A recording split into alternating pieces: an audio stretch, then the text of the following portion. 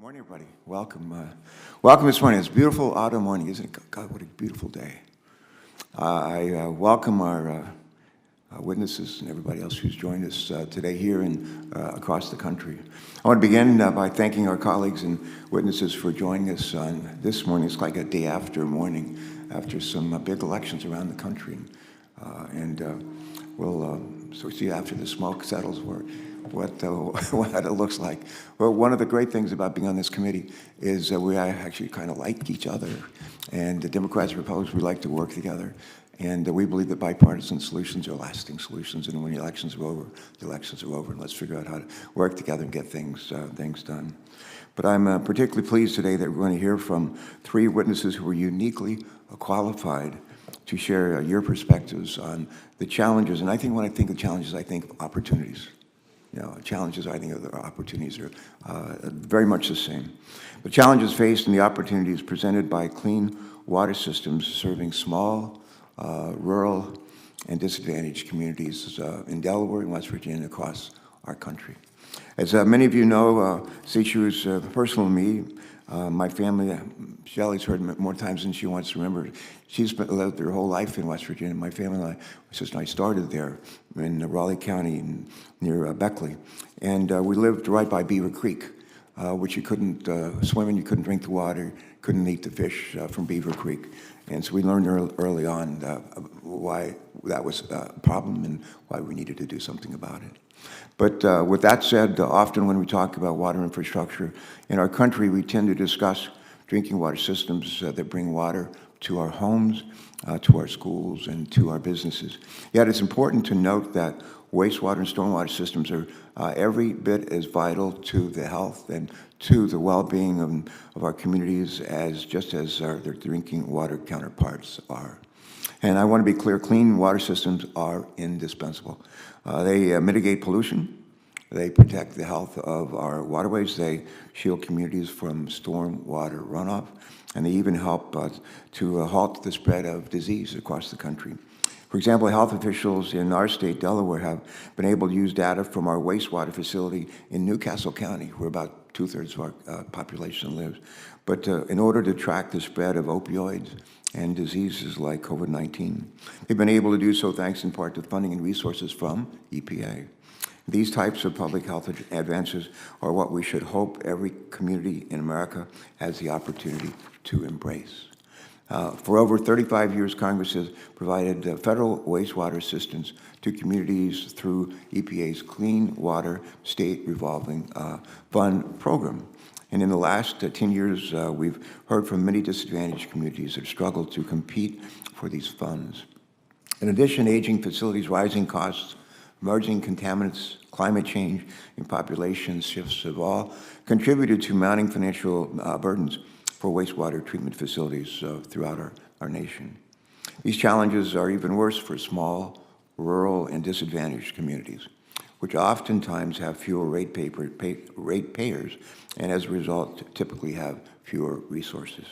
Many of these same communities also struggle to effectively administer clean water systems due to a shortage of qualified labor and technical expertise to address growing challenges. Last Congress, our committee came together and worked to address many of these challenges in the Drinking Water and Wastewater Infrastructure Act. Some of you may recall we drafted, we negotiated, and we unanimously advanced this bipartisan legislation out of our committee and went on to pass the full Senate by a vote of 89-2. Senator Capito will tell you that doesn't happen every day, an 89-2 vote. It was a date I'll never forget. But our water bill, that bill, combined with our committee's historic highway legislation, served as the foundation of the bipartisan infrastructure law the President signed into law almost 2 years ago to the day. In the bipartisan infrastructure law, we provided an unprecedented $55 billion with a B, $55 billion to improve our nation's water infrastructure,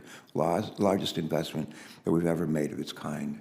And as part of that investment, we included more than $11 billion for clean water infrastructure needs. And I might add, and this makes me especially happy as an old recovering treasurer, it was all paid for. It was all paid for. Bipartisan infrastructure law also directed EPA to provide nearly half of this funding in the form of grants or principal forgiveness We did so to help address the backlog of wastewater infrastructure projects and to support more rural, low-income, and disadvantaged communities. The wastewater investments made through the bipartisan infrastructure law were historic. They were much needed. Yet, as I said in our September hearing on the law's drinking water investments and authorizations, there's more that needs to be done and more that can be done. And I often say that everything I do, I know I can do better. There's always room for improvement. I think that's true probably for all of us, and it's true here today. As we all know, water is essential for life, and clean water is essential to our health and well-being. We close by offering some beautiful words of wisdom from the late Dr. Martin Luther King. And I think these are good words for us today. These are good words for us any day of the week. Here's what he said many, many years ago. No matter who we are or where we come from, we're all entitled to the basic human rights of clean air to breathe, clean water to drink, and healthy land to call home. Now, I agree with him. We have a moral obligation to provide Americans with clean water access and these other things as well. Today's hearing is an opportunity for us to think about how we can better support wastewater services in small, rural, underserved, and disadvantaged communities. And again, we look forward to hearing from our witnesses to gain your insights on our work and to hear your new ideas as well. And before I do, I want to return this over to Senator Capito. We have a lot going on, and we all serve on different committees. I'm supposed to be in another committee right now. It's hard to be in two places at once, but I'm going to ask Senator Capito to take over, and I'll be back as soon as I can. I know she has other obligations as well. Thanks so much. Welcome, Senator Capito. Thank you, Mr. Chairman, and we will keep things going here for you. And thank you all, witnesses, for being here with us today. It's an important hearing to provide the oversight of the implementation of clean water investments for small and disadvantaged communities under the IIJA.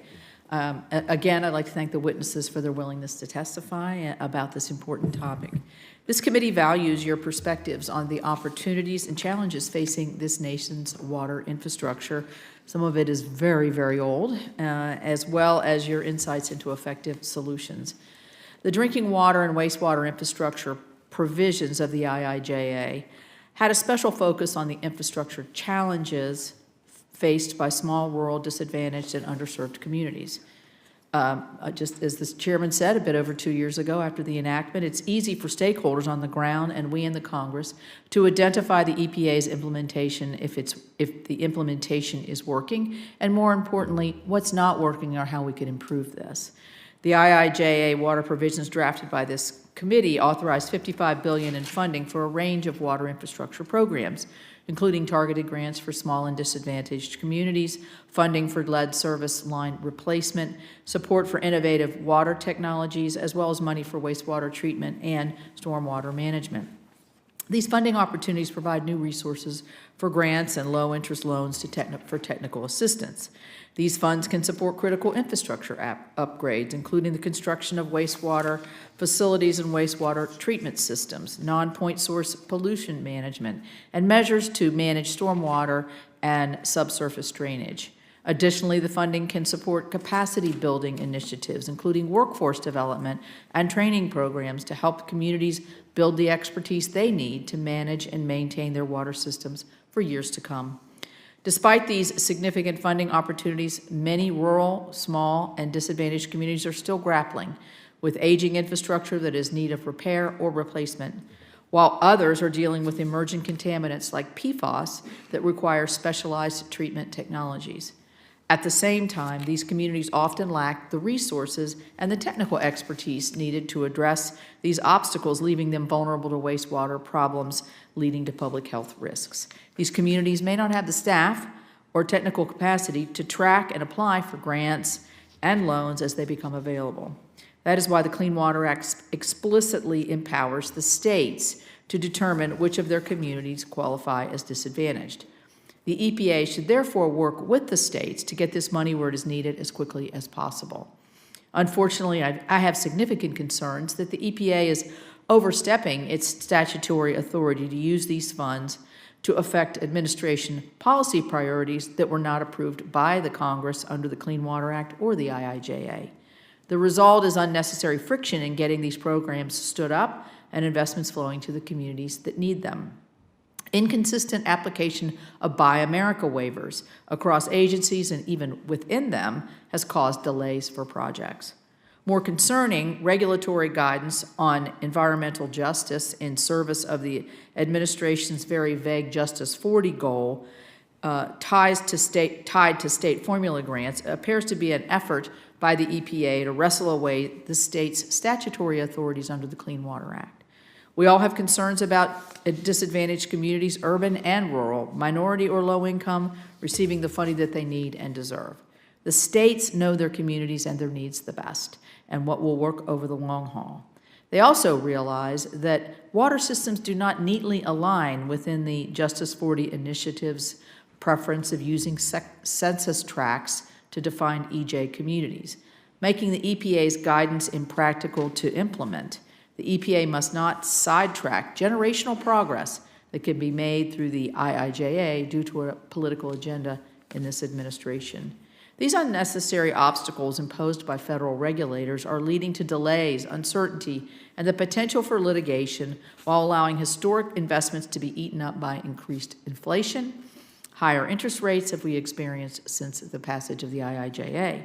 EPA needs to get out of the way and let states and communities get to work. I'll close by saying that what everyone in attendance in this room knows and across the country. Water infrastructure investments are critical. They are critical to public health, environmental health, and economic development. The carefully negotiated bipartisan successes this committee has achieved to date for the wastewater section has been grounded in the cooperative federalism that is enshrined in the Clean Water Act. I'm hopeful these investments, properly implemented, can create more jobs and drive more economic growth. Those kinds of investment or economic opportunities need to be available everywhere in my home state and across the country. I remain committed to working on the issues that are so important to my state of West Virginia and the states of my fellow committee members and across the country. Thank you to our panel for everything that you do to keep our country's water and wastewater systems clean and healthy. So with that, I will introduce our witnesses. First, we will hear from Olga. Okay, Olga, hang here with me. Olga Morales-Pate, good. The Chief Executive Officer of the Rural Community Assistance Partnership, known as RCAP, well known to me. RCAP is a national network of nonprofit partners working to provide technical assistance, training, resources, and support to rural communities. Through its regional network, RCAP has partnered with more than 350 water systems, technical assistance providers to support thousands of communities across the country. Thank you for joining us, Ms. Morales-Pate, and you are now recognized for 5 minutes to give your statement. Thank you, Ranking Member Capital and members of the committee for the opportunity to testify today. Safe, reliable, and affordable water is the foundation of economic development and public health. Investment in infrastructure is key to ensuring that rural areas remain great places to live. Thank you for your work on this very important issue. My name is Olga Morales-Pate. I am the CEO of the Rural Community Assistance Partnership, a national network of nonprofit partners providing technical assistance, training, and resources to communities in every state, territory, tribal land, and colonia. RCAP's network consists of more than 350 technical assistance providers supporting rural utilities with infrastructure development projects from the pre-development stages all the way to operations. Last year, we served over 3.3 million rural and tribal residents in more than 1,600 of the smallest, most distressed communities, with an average population of 1,500 and a median household income of less than 2/3 the national average. Technical assistance is critical to rural utilities, as they often lack staff capacity, just as you said. Particularly challenged are wastewater utilities, as natural disasters impact their aging infrastructure and the operating costs continue to increase. Utilities find themselves making difficult financial decisions and at times robbing Peter to pay Paul by subsidizing wastewater expenses with drinking water revenues. For many rural utilities across the country, federal grants are the only pathway to critical infrastructure projects and to ensure ongoing and reliable services for their customers. RCAP is very thankful for this committee's writing and passage of the water infrastructure title of the IIJA. the largest investment in water in U.S. history. Dedication of 49% of the SRF funding to be dispersed to disadvantaged communities in the form of grants as opposed to loan financing has been a game changer, and we want to thank you for that. Much of RCAP's technical assistance is funded through EPA programs, particularly those recently under the water bills. RCAP is a proud EPA partner as a national environmental center. Our job is to ensure that this funding gets into the hands of the disadvantaged communities that need it the most. As we enter the third of 5 years of this funding, it is important for community to consider what is next. In our opinion, of high priority is the impending IIJA funding cliff and the need to consider reauthorizing and fully funding the SRF programs at increased levels with dedicated funding available in the form of grants for rural communities and a technical assistance component to ensure their access to these funds. It is also key for EPA's suite of smaller targeted programs intended for rural communities to reauthorize and fund small water system emergencies, the connection of services from individual household to treatment works, and dedicated funding for decentralized wastewater systems. Without these programs and dedicated funding, small utilities will continue to struggle. The creation of a federal low-income water assistance program inclusive of rural communities, building off of this committee's authorization of a pilot program, and a needs assessment is another key priority. As clean water costs grow, a permanent program will provide a lifeline to the lowest income rural households and the systems that they serve, or to serve them, I'm sorry. We know that only 10% of the utilities across the country, regardless of size, have ever received SRF funding. The percentage of small disadvantaged utilities is even smaller, and it isn't because there is no need, but rather because there is no capacity to apply, compete, and secure these funds. For that reason, small utilities should be incentivized to be part of regional solutions. Regional projects can help rural communities achieve economies of scale, develop the capacity they lack, and become sustainable. However, creative funding and technical assistance are also needed for these projects to happen. To address the growing rural wastewater challenges, RCAP encourages the committee to create a small and disadvantaged community grant program for specific to wastewater, like the drinking water program created in 2018. In creating this program, RCAP invites invites you to take a broad and holistic approach and include capital infrastructure funding for decentralized systems. Flexibilities should be included to help communities and households that are unserved and lacking modern infrastructure, and for systems struggling with operations and maintenance costs. On behalf of the RCAP network, I want to thank you for the programs you have created. As you all know, our work is not done. I look forward to your questions and continue to work with you to ensure all rural people and places have the resources needed to thrive. Thank you. Thank you very much, Ms. Morales-Pate. Next, I'll introduce our second witness, John Byram, is the Executive Director of the Nueces River Authority. The River Authority is a special Texas state agency dedicated to providing safe water services to community throughout the South Texas Nueces River Basin. Welcome.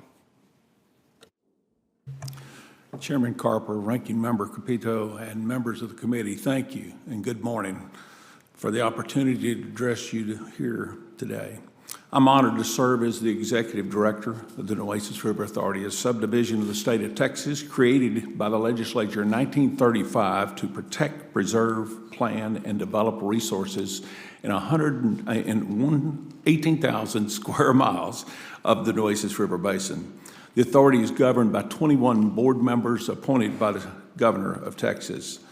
The authority's office is in Uvalde, Texas, the home of former Vice President John Nance Cactus Jack Garner, the former Texas Governor Dolph Briscoe, and actor Matthew McConaughey. Those are all good memories. It's also the site of one of our nation's most horrific memory. 3 blocks down the road from our office, it's Robb Elementary School. The lives of those 21 victims still live in our hearts today.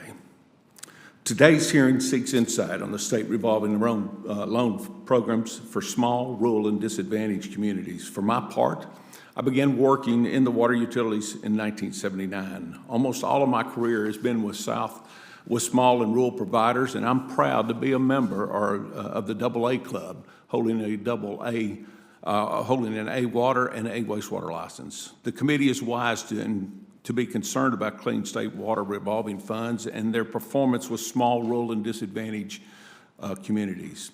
Although 70% of Americans are customers of large drinking water systems, where the state revolving loan program has worked well, most community systems in the U.S. are small systems. In fact, the data shows that the small water systems serving 3,000 people or less account for 77% of the number of systems in the U.S. There are not only more small systems, but these small systems have higher rates of water quality noncompliance than the larger systems.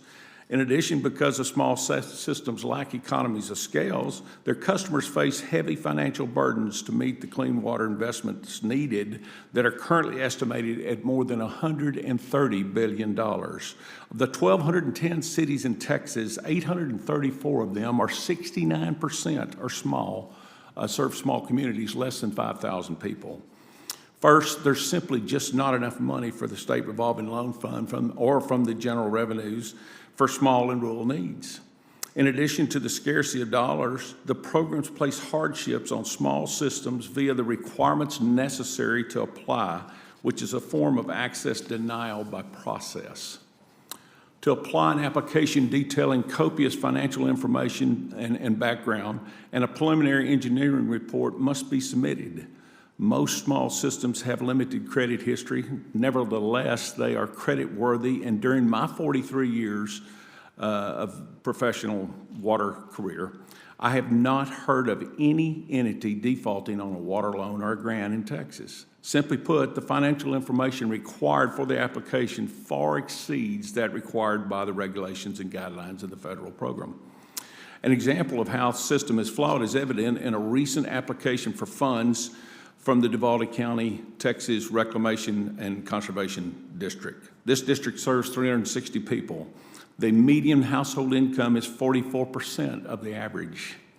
The water system serving these communities has been cited since 2015 for grossly exceeding the amount of contaminant level for arsenic in every sample taken.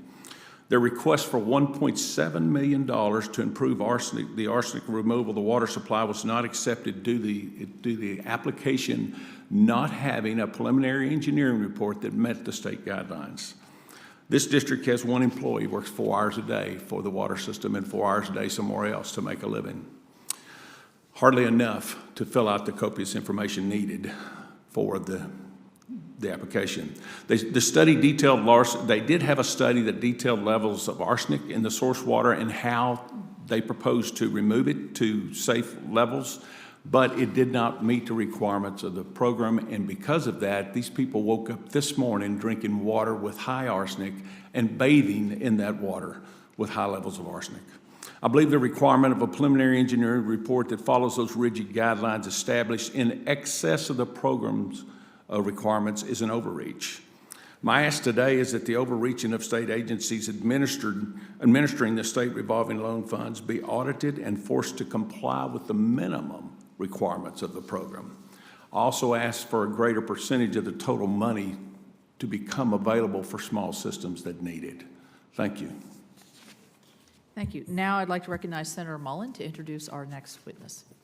Thank you. And Shelley is no stranger to this committee. She has been here twice actually before. She was here in 2011 and 21. Both times introduced by my predecessor, Senator Inhofe, which we miss him here on the committee. You have your son Andrew with you, is that correct? Yes. Now you're a senior at the University of Oklahoma? That's correct. Now studying the same, following your mom's footsteps, I guess? I mean. Not too far off. I'm in public administration. Well, I know your mom's a proud graduate of the University of Oklahoma, too, and we sure appreciate you here. Just to give you a little bit about her background, not only has she testified twice in front of this committee, but she has 31 years' experience implementing the Clean Water Act, Safe Drinking Water Act, and comparable state statutes and operator of certification programs, which I was actually a certified operator for many years for wastewater and water. I'm would imagine there's not too many senators that have that on their resume. She served on the board of directors for the Association of Clean Water Administration, the Groundwater Protection Council, Association for State Drinking Water Administrators, and is currently on the board of Water Environment Federation. As a lifelong Oklahoman, we are extremely proud to have you here. And I've got to say this, I've got to put it out there. We worked with DEQ, Department of Environmental Quality, for many years in our company. I never had the privilege of working with you because I think you've only been there 11 years. And it was always a pleasure. It really is why we need to make sure that a lot of these regulations are on a state level. There's a big difference between working with DEQ and the EPA. You get it. It's your home. You live there, and you bring more of a human touch to it because it's not always just simply black and white. There has to be, in water terms, a little bit of gray every now and then to find the final solution. So thank you so much for being here, and all of our witnesses, thank you for being here. I appreciate it. Yield back. Thank you. Now, your statement, please. Hi, thank you very much, Senator Mullen, for that very nice introduction. I'm so happy to be able to be here before you today. So good morning, all committee members, those who are not able to be here with us, as well as those who are in the room with us. Thank you so much for this opportunity. It's such an important issue, and I'm happy to be here to discuss how we can best address the infrastructure funding needs for our small, rural, disadvantaged, and underserved communities. I am Shelley Chard. I'm the Water Quality Division Director for Oklahoma DEQ. In addition to my activities in the state and regional area, I have had the opportunity to participate on the national level with various organizations, all working to assist our communities with their water and wastewater needs and our workforce development, which is critically important. Today, I want to share with you my perspectives really on three main areas. One, specifically the obstacles that we see our small, rural, and underserved, disadvantaged communities when they're seeking federal funding. I want to talk a little bit about the gaps that exist in the funding needs of these communities versus what is available or an eligible expense for them. And then also I want to share a little bit about what Oklahoma has been able to do to address some of these obstacles and to help improve infrastructure for all of our citizens. Something I think that's really important that we all remember, and that is that the setting of federal standards do not protect public health and the environment. It's the implementation of those standards that protect public health and the environment. So for small, rural, disadvantaged, and underserved communities, federal infrastructure is key to their ability to comply with regulatory limits and protect their way of life. In addition, this funding allows these communities to compete for new and expanding industries, which provide opportunities for economic growth and provide opportunities for residents to work in their hometown and to support other local businesses. In 2021, the American Association or Society of Civil Engineers released its infrastructure report card, which graded drinking water infrastructure a C- and wastewater infrastructure a D- or a D+. This illustrates the condition of important water and wastewater infrastructure. While there are signs of improvement, including increased use of asset management in the industry, innovative technologies that are being introduced, restorative and preventative actions by water and wastewater systems, these take money and a properly trained workforce.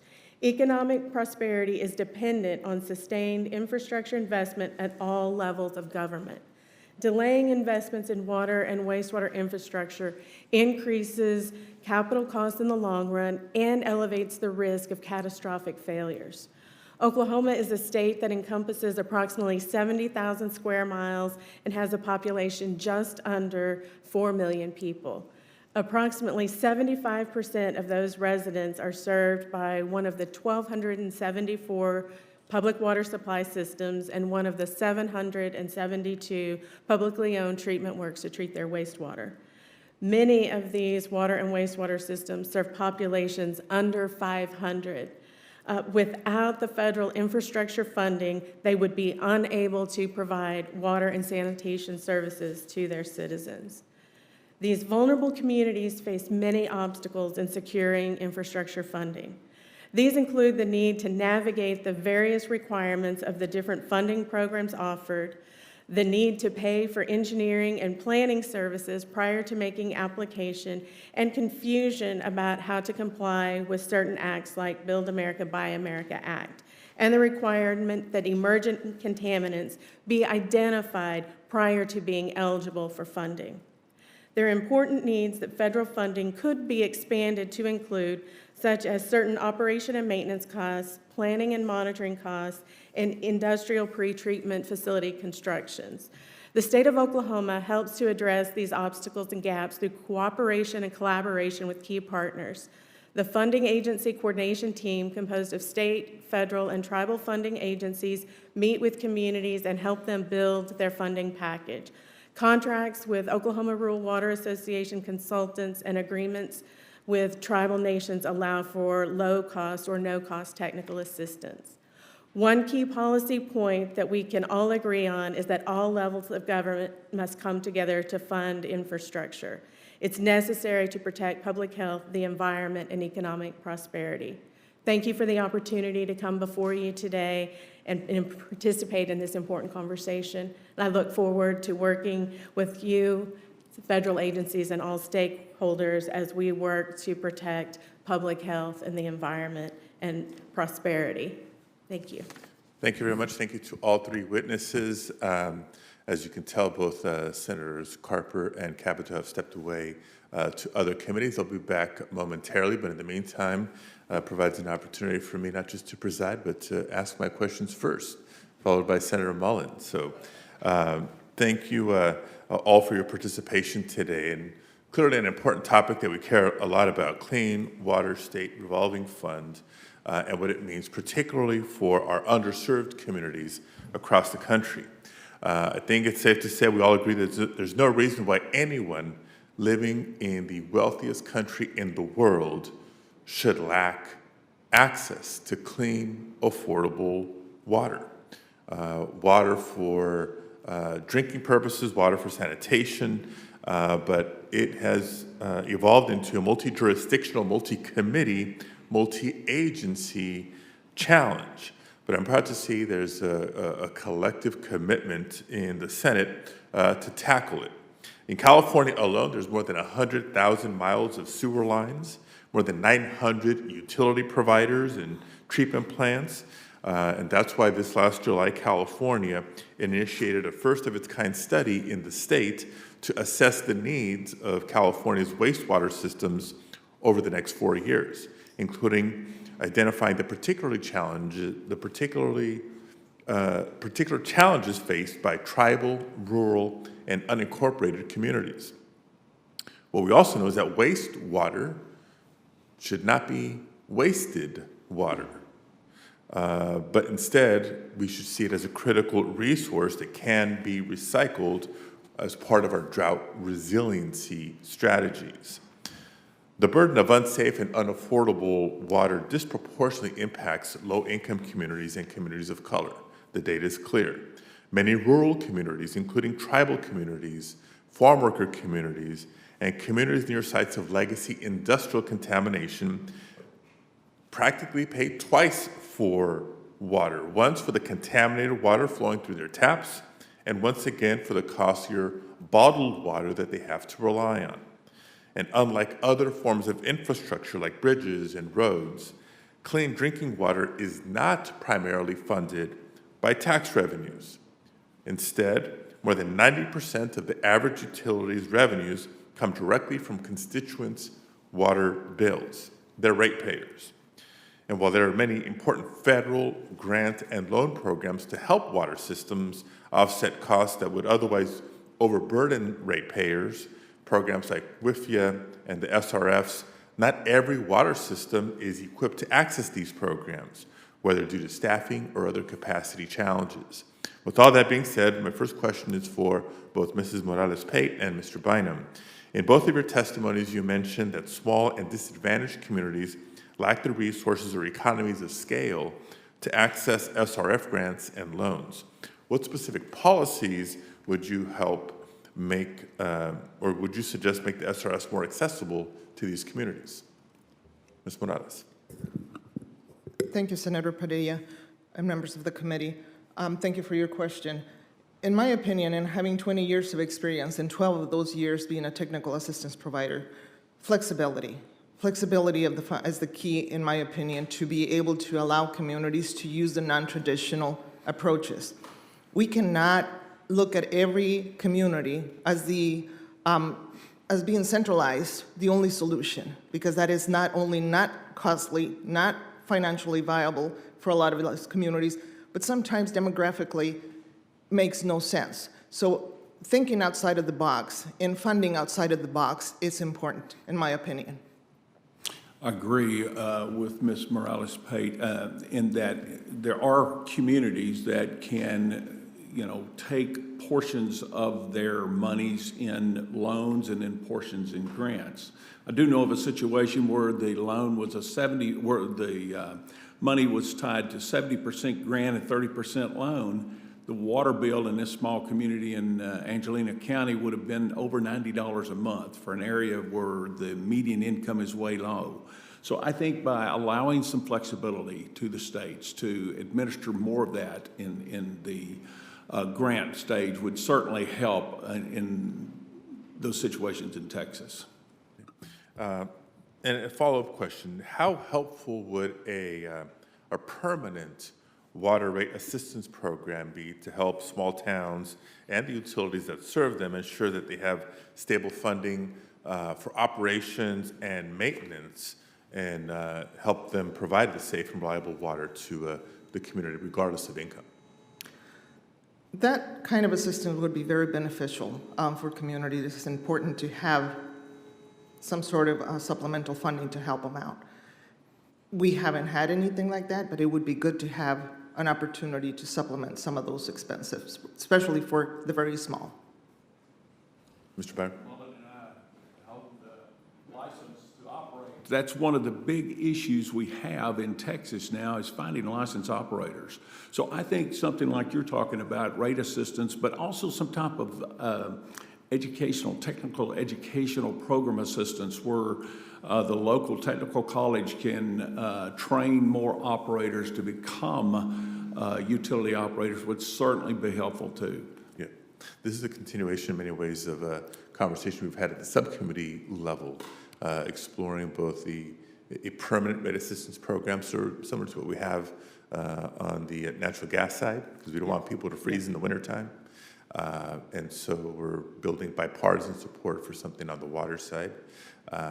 But I appreciate your point about the workforce piece as well, especially in the for smaller utilities and smaller jurisdictions, the ability to train, whether it's the folks that work on the line or even at the management level.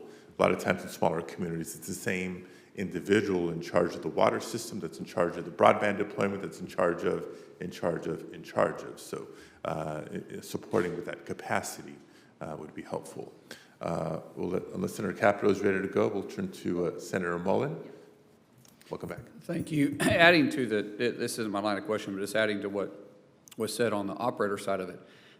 Fortunately, math is always a real strong point of mine, but I was shocked when I went to go take the test of how much math was included in it. I mean, when you really start talking about, I don't know what the feedback is here, but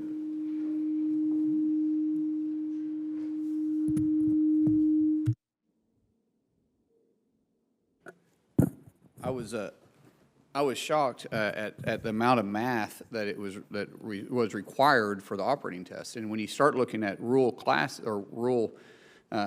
towns, a lot of the people that's running the water department, they're laborers, they're workers. Most of them do not have what I would consider a degree in it, and so for them to take the test is very difficult. And there has to be some type of development. I mean, at the time when I took mine, there was one class that you could take. There was one company that operated, one in Tulsa, one in Oklahoma City, and in my class, when I took it, I was the only person that passed. There wasn't anybody else that passed it, and these were all the individuals that need to take it. So we need to be thinking about this in rural development. So John, you're absolutely correct.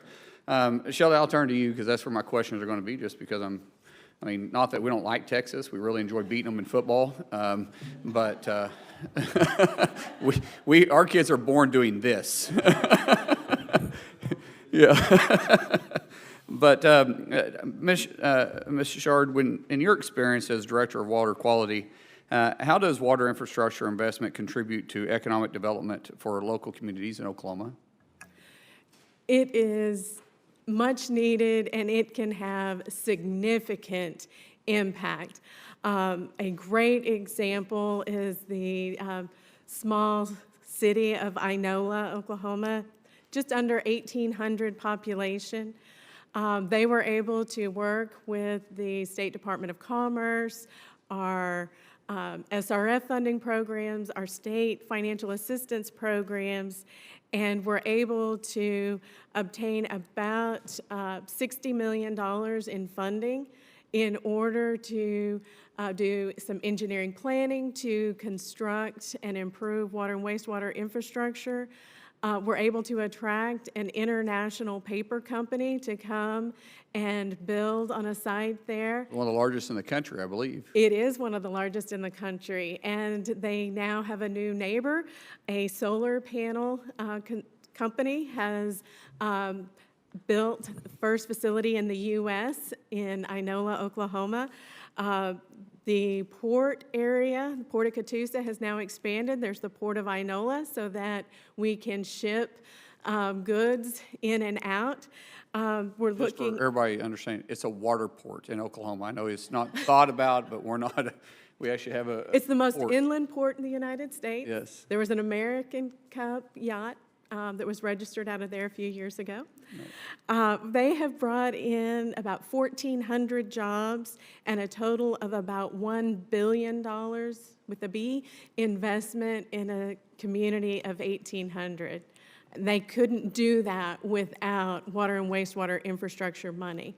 The questions these companies ask us were, is there enough land? And then immediately, do we have enough potable water? Do we have adequate wastewater treatment services? And that's what is allowing this incredible growth. You know, I think a lot of people take that for granted, too. The small town that I live in Westville, we had a factory move down. I mean, it's a small town of less than 1,200 people. We have one factory called Baldor Electric, where 600 of the 1,200 are employed. And so you get another factory coming in, it means a lot. We had a candle factory coming in. And a lot of people, we take the water for granted. You just assume it's going to be there inside the United States. It's something that we really don't even think about. And they built the factory, and we couldn't get the water suppression for the sprinkler system approved because we didn't have enough water pressure. The building sat vacant forever. Now there's a box company there, and instead of employing a few hundred people, it employs about 25 people. And this is just one of these examples that if we would have had the resources, this could have had a huge economic impact, but because of so much of the federal funding has so many strings attached, and there's so many hoops that you have to jump through, a lot of these small towns, they just don't have the ability to do it. They just can't get there. And I think that's what we're hearing from John, that's what we're hearing from all of our witnesses. We need flexibility if we're really going to go after the rural areas. I mean, it's an economic engine. It drives the economy. And we are here to try helping it, but sometimes we are also the ones that have created the barriers. So thank you all for being here and your testimony. And this is one of those areas that's odd, but we're on the same page on. So, yield back. Thank you. Thank you, Senator. I'm going to begin my questioning kind of where Senator Mullen left off, and that's on the flexibility issue. This is for you, Ms. Shard. I'll call you Shelley. Shelley. You know, I talked in my opening statement about EPA's role to ensure state implementation complies with law and regulatory requirements. We realize that you all know your communities better and individualized communities, especially in the very rural systems, better than anybody else. So can you discuss how the EPA is utilizing a one-size-fits-all approach to environmental justice to prioritize certain projects over another, even if they may not quite align with the specific needs and priorities that you see in your state? Thank you, Senator. You know, this is an area we see squeaky wheel kind of approach. We hear a lot about a particular contaminant, and then suddenly across the country, everyone must treat for this contaminant or must take action. Some areas in Oklahoma where we've seen, we hear a lot about PFAS and those kinds of contaminants, and while those are critically important to address, we see a lot of iron and manganese that we would like to address, and that's the pressing need for some of our communities, but that's not the same priority. So what happens to those? Do those fall further down the list, or they don't qualify for the federal funding? How does that impact those systems? It could be either of those two options. In many cases, it may be something that is simply, well, that's not high enough priority, so you have to spend a set amount of money addressing something else. In some cases, we have to move to some of our state funding options, which do not have the federal backing, but we are able to utilize our flexibility where we would like to be able to partner with our federal funds in order to assist these communities in addressing those areas that are most important. Even in a state like Oklahoma, where we have the eastern side of the state has very different water quality than the western side of the state. Groundwater versus surface water, different aquifers, hydrogeology is very different. We feel like we can better identify what will help our communities most, as opposed to just one size fits all. Well, thank you. That very comprehensive answer. Does this, I don't have tribal communities in my state, but does this have an outsized effect on the tribal communities in terms of being able to meet their particular needs if it doesn't fit into the particular niche of the EPA? You know, for all small, rural, underserved, disadvantaged communities face these same issues, and it's very important that no matter whether they are a tribe or a rural water district or a municipality, they struggle with a one-size-fits-all approach. And we try very hard to work with them to help identify processes that can assist them in meeting their specific infrastructure needs. Okay. Ms. Morales-Pate, in terms of the capacity issue, this is I've been on a bill for many, many years with Senator Booker to try to get more professional, more young people interested in the profession of water management. I mean, I guess it either sounds boring or it wouldn't be enough to raise a family on when, as Senator Mullen was talking about, the test is not a layup, and it's a lifetime of employment and very good career patterns. So how are you through your organization trying to help with that issue? Sorry, we provide technical assistance and training. Training is a big component of the work that we do out in the field. And to your point about keeping that capacity in the communities, one of the challenges that we have, in my opinion, there are two pieces to this situation. One is the training piece, but the other part is the retention. We can train all day long, but if the communities do not have the ability to offer competitive salaries and competitive benefits, the retention part becomes a problem. So what happens with our communities is they end up becoming the training ground for larger utilities. Right.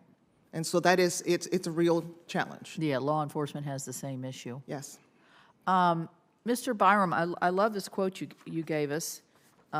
Access denial by process, meaning the gobbledygook of getting all of this put together and applications. Ms. Chard talked about it a little bit.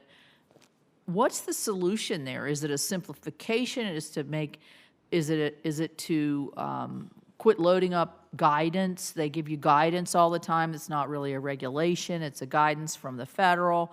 Is it give the state all of the authorities? Where's the solution here to simplify this process, to get it where it really needs to go, the money where it needs to go? You know, we were talking about flexibility, and it's kind of one of those things where if you give the states all the authority, well, then they still need some flexibility in there somewhere, I think. You know, one state might be harder than the other or whatever. I really believe, you know, in the case of Rialtos and Concepcion, the Duval County people I was talking about earlier that got up this morning and drank water that Right. was in excess of arsenic. You know, that would be different than someone maybe in eastern part of Texas where they've got a city of 3,000 and, you know, they may not have the same issues. It may be a different issue there. So I think that there is room for some latitude there with the states, giving the minimum requirements of the federal. So I think that what we need to do is go back and find out just what the states are requiring over and above those federal Right. guidelines. I believe there's some differences there that if we were to relax those back down to the federal guidelines, I think in a lot of these cases, we might be okay. That's interesting. Do you or any of your systems test for PFAS right now? We just entered a contract with someone to test for PFAS down around the Gulf Coast. So yeah, we're just starting that. Do you have any experience with that, Ms. Shard? Yes, we do have some of our systems. Our drinking water systems are, of course, participating in the Unregulated Contaminant Monitoring Rule 5, where they are monitoring for a variety of PFAS. And then we have some of our larger systems that are monitoring not only drinking water, but wastewater at their wastewater treatment facility, their biosolids. They're monitoring inside their collection systems to detect where they may be receiving PFAS. Yeah. And what about you? Yes, we do a lot of training across the country, and so part of the training that we do is to train operators to test, to do their own sampling. So we've been doing that. Some of the regions have state-specific. One of the challenges, I guess, is that every state is handling it differently. And so some of the states are doing the sampling and all of their inventories. And so they're at different levels. We're in all 50 states and the territories, and everybody is like in different levels, but we're definitely involved in that and educating the communities, the operators, the decision makers, and all about the implications and potential solutions. Okay, thank you. Senator Fetterman? Thank you. Thank you very much. Hi, yeah. All right, a second. Oh, my goodness.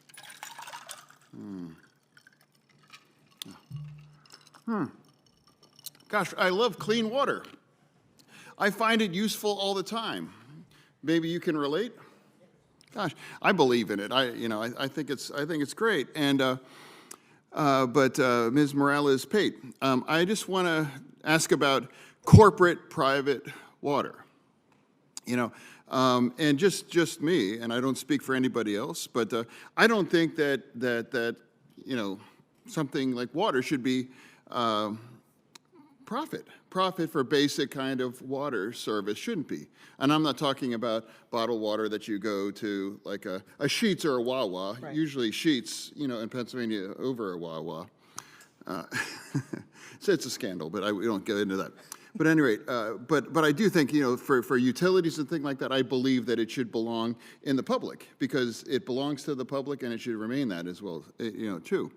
And now in Pennsylvania 2 companies now control water for 3.8 million residents here in Pennsylvania. And I don't think that's what it should be. And in Pittsburgh, a couple years ago, there was an attempt to sell or considering selling the public water, and of course, people rightfully pushed back, and it was stopped as well too. I think it can be often too easy to allow private companies, cheap EPA loads to buy up those kind of wastewater ones as well too. But so really, my question is, can opening the door for private wastewater cause the same problem that we've seen with drinking water? Senator Fetterman, members of the committee, thank you for your question. I appreciate the question. One of the comments that I made earlier was about regionalization and regional solutions. One of the problems and one of the challenges that we've seen over 50 years of the RCAP is that it's increasingly complicated for small communities to be able to be sustainable. We have been at RCAP looking at regional solutions. By that, I mean working with communities to make informed decisions or what are the best options for them.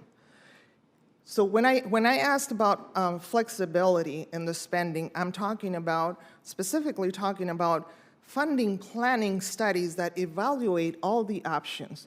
Privatization should be one of those options to be evaluated, but it should not be the only option the communities are presented with.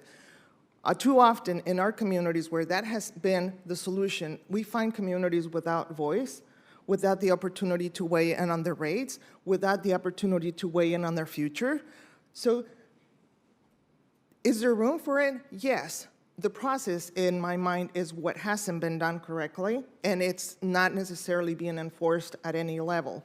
So opening it up, I'm not sure that we can close it. What we can do is put a system in place that evaluates all of the alternatives so that decision makers, as I said before, are able to make informed decisions and can weigh out the pros and cons of every option, from governance to operations to management to financial implications at 5 years, 10 years, and down the road.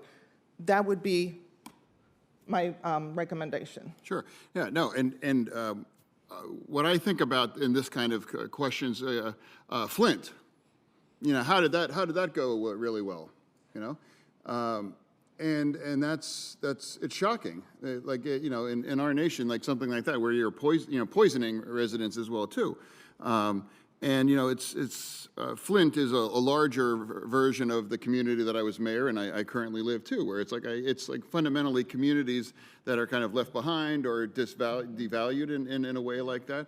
I just think that's why I'm really concerned about the privatizing, or just worried about, well, where can we get the water from the cheapest source? And it's like, ship it on through it as well too. And then it's about other issues too. It's about infrastructures as well too, and lead and everything. But anyway, communities. It sounds like privatizing water isn't the answer. I think I've been clear about that. What other solutions might work instead, perhaps? So I have been working on regionalization efforts and bringing communities together to create the economies of scale while protecting their community identity, because every community wants to be protected. Just like any of us here, we want to be able to keep that identity. But the flexibility and the support from states on legislation, and even from the federal government on how that happens, I think it's very important. So I think if we're not able to make a difference on the small system challenges, we should probably consider what else are we not doing that we should start looking at. And let the local decision makers make those decisions, but make that an option. And right now it's not in a lot of our states across the country. Chairwoman, perhaps 30 more seconds? Sure. Okay. And also, and perhaps my colleague in Oklahoma could be fracking. Fracking in my state can often contaminate, water as well too. And that's another water kind of safety kind of issue too. And then when you have privatizing and things, there's not, sometimes there's been issues about some of the private companies being held accountable to, the contamination, quite honestly, as well too. And I just want to make that point too, where it's not just an urban issue, it can actually be a rural one too, as well too. And I thank you for the indulgence. Thank you. Thank you. Senator Mullen, did you have another question? Yeah, I can go on that. I got to unpack that fracking comment. John, first of all, honestly, I get to know your sense of humor all the time, and I find it interesting to me. I mean, seriously, I think we'd have a lot of fun sitting down and having conversations. Fracking, when you start talking about fracking, though, I mean, when you start talking about where the aquifer is and the fracking that takes place, we're so far below that I don't know if there's actually a case that we can be found. That was not a shot at you or anything. No, I know. I was actually. You are a state that fracks. John, I know that. I was actually giving you a compliment by saying your sense of humor. I enjoyed the water part. I'm dead serious on that. But I was just trying to say about the fracking. Yeah. The fracking isn't causing water contamination. This has been debated. We've talked about this multiple times, and we understand this. Of course. And we've been bragging for a long time in Oklahoma. But then when you start talking about Flint, Michigan, Flint wasn't a private company. That was actually Public Works, and there's a huge difference between that. And I think John and I, and maybe even Shelley, and all of us could actually discuss what happened in some of the chemical reactions that caused some of the discolorization that took place because of the electrolysis that caused because of some of the chemicals that eroded some of the coating that was on some of the distribution pipes. I mean, we could go through this process and actually discuss what happened there, but it was poor management. That was what ended up coming out. And public-private partnership is something that might be able to work. I mean, everybody's paying a water bill. And sometimes government may not move, not sometimes. Government just doesn't move as fast as private industries. Private industries can bring a solution and can do it in a very effective way. And it's not that income isn't coming in. There is a tremendous amount of income that comes in these places. It's just because of the barrier that is there that is keeping public and private partners from actually being able to come together. Are we actually losing technology that could help us be more efficient? I mean, there isn't any of us that would just allow a water leak to continue on our place of business. We wouldn't just let it pour through the concrete. We wouldn't let it just continue to flow in our front yard or flow underneath our house. We'd all fix it. Yet rural water, that's their biggest challenge. There's rural water departments in Oklahoma that are losing 50% of their water because of the distribution system. And there is solutions to that, but it may take private industry to go in and invest in those industries and think of what quality that would help and the amount of water that we'd be saving. And so we have to think outside the box when we're talking about delivering these systems and what's working and what is not. No one can say that we can't improve. And sometimes we try to improve in Congress by regulating, by demanding that these small rural water departments can't have more than a 20% loss and we're going to find you X amount of dollars. If they could fix it with the money, they would already have it fixed. I mean, what good is that going to do? That's just going to penalize them and then they're going to not be able to deliver the water? Who's going to come in and take it over? I mean, it's insane at some of the regulations that's coming out of these systems. And it's just that this is why I was talking to Shelley earlier about it's better to be regulated at a local level because they bring the human side to it. It's not just black and white. Not every system is the same. Every system is different. Every water that you're treating is going to be different. Every time you get water from a different place, it brings in its own challenges of how to treat it, even if it's being treated at the same plant. Is that not right, John? And so one size does not fit all, and it will not fit all. And we need to give these states and these local municipalities and these rural waters flexibility to be able to do their job. We all want to drink water because guess what? If you live there, there's a good chance you're drinking the water you're treating. There's a pretty good incentive by itself. I don't think you need any more incentive than that, right? Real quick, one question I have. Ma'am, in your view, what are the biggest challenges small and rural communities are facing right now? I just ranted on that, but I'm going to ask you the question. Of course. There are so many challenges that they are facing. And what we see right now is trying to help them get the infrastructure funding that they need so that they can comply with the regulations they're required to comply with. We need to be able to help them, the technical assistance angle. They have rate issues because they don't have the expertise to set appropriate rates. They may not have the technical expertise to run the facilities that have been designed and built for them. They are paying very low wages, not because they want to, but because that's the money that they have. And that's a huge challenge for them, is to be able to pay a rate that those operators, when they get them certified, can stick around and work in their home communities. We also see challenges in trying to go through some of the basics in order to apply for funding related to the emerging contaminants. PFAS has come up here, other contaminants.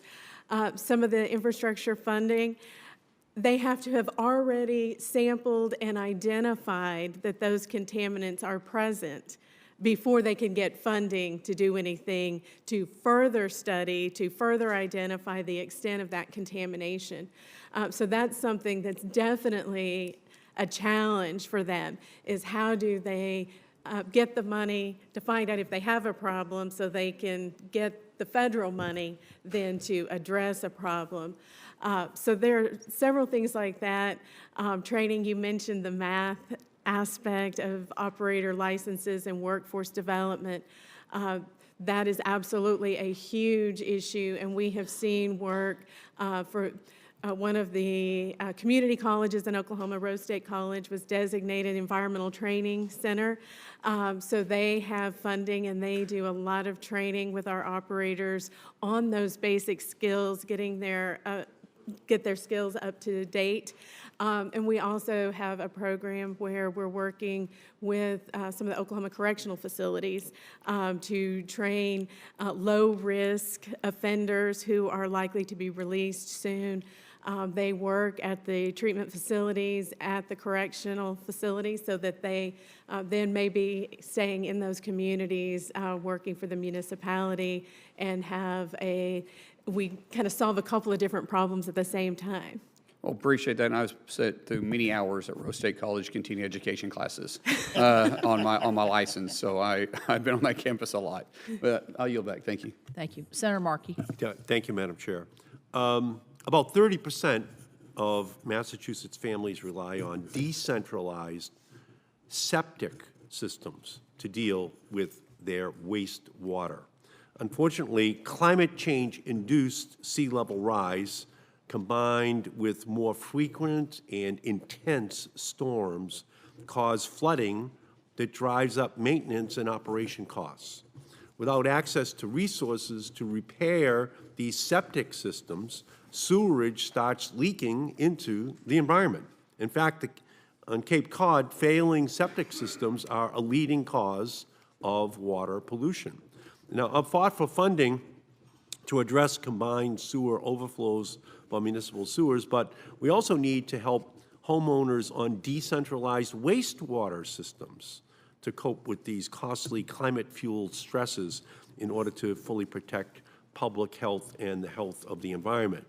So, Ms. Morales-Pate, what would you change about the current way the federal government funds these infrastructure projects to make assistance more accessible to these communities? Senator Markey, thank you for your question, members of the committee. Flexibility, I think it's been the one thing that we keep saying over and over again this morning. Climate change is really pushing us in a direction that it's causing us to think outside of the box. A centralized system is really not the only solution for communities. We work in all 50 states and the territories, and we have plenty of communities that are on septic tanks. And to your point, climate change is creating challenges that are really not funded by anybody, right? And so it falls the responsibility falls back on homeowners. I come from the Colonias area down in New Mexico, and I can tell you that a septic tank costs more than some of the mobile homes that people live in. That's a problem. And you're saying it's climate related? It's climate related. Yeah. So these people are living with a problem they didn't create, they never assumed when they were buying, and now they're left with the responsibility of dealing with something, and they need help. That is correct. The current funding that we have doesn't really allow the homeowner at the individual level to apply for and to receive that So you want funding. flexibility in the program so it can be used for projects like this?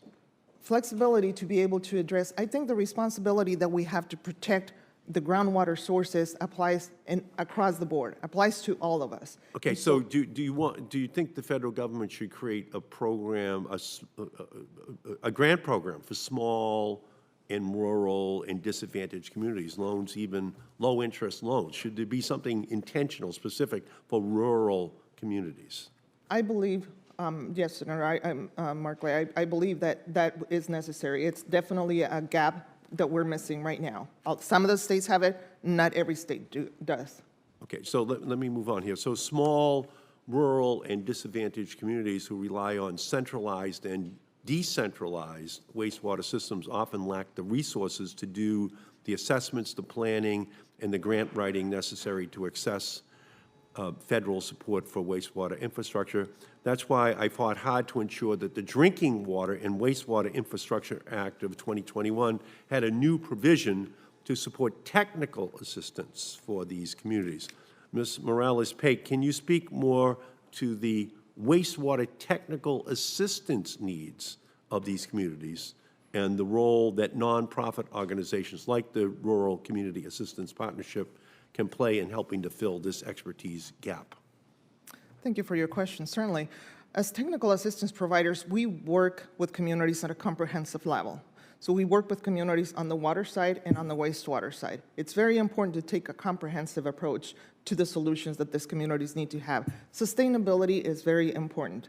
If we are not intentional on the work with these communities, sometimes what ends up happening is that you have the water side subsidizing the wastewater side.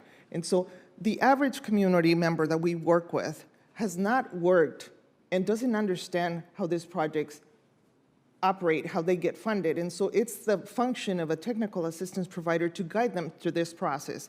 On average, we stay with these communities anywhere from 7 to 10 years, especially for wastewater project development. It's a long-term relationship. It's a relationship of trust where we are probably the only constant piece throughout the development of these projects so that to make sure that they are successful. So the federal technical assistance grants have helped you Yes, sir. to provide expertise to communities, otherwise would have no expertise at all. Correct. Right, so that is absolutely critical. And then finally, with your indulgence, Mr. Chairman, I appreciate it.